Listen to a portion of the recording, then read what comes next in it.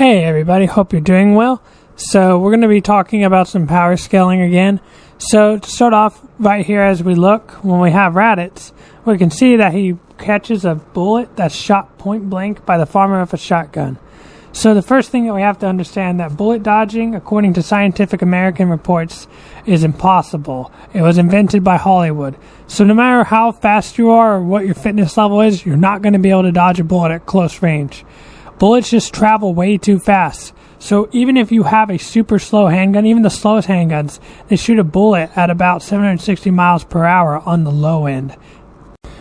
In particular, the shotguns that we're talking about were so effective that they were one of the contributing factors to why Germany surrendered on November 11th, 1918, which is about 4 months to the day after it discovered that Americans had brought shotguns into combat.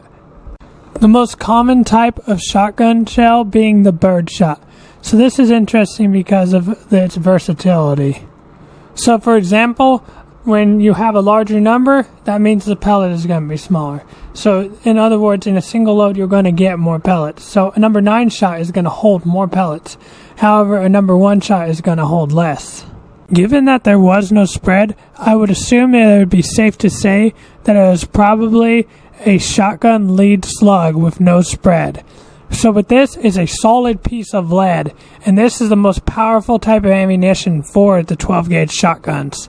So these are usually used to hunt stuff like white-tailed deer, but you can also use it for stuff like hogs and black bears. Here you can see just one example of what a shot with a double buck does.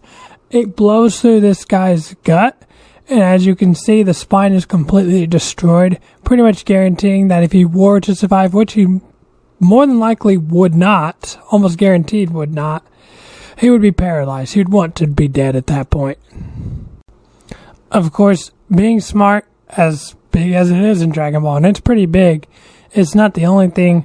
As we can see, that this is going to become a problem for Raditz, is that he is way too over-reliant on his scouter to do all the thinking for him. Something that you'll have to keep note of here at the beginning of Dragon Ball Z is that Piccolo was known as the Great Demon King Piccolo. This guy was the big bad. He was the final boss of the original Dragon Ball series, something that everybody feared.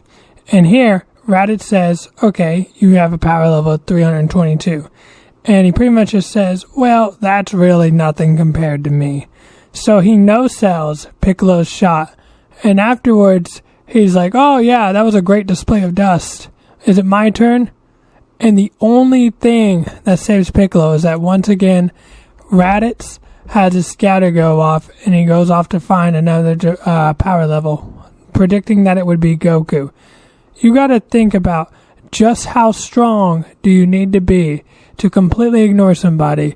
Piccolo was such a non-threat to Raditz that he didn't even need to worry about leaving him alive.